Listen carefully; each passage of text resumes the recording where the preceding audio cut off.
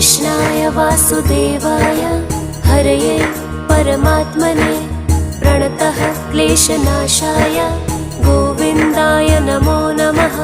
कृष्णाय वासुदेवाय हरये परमात्मने प्रणतः क्लेशनाशाय गोविन्दाय नमो नमः।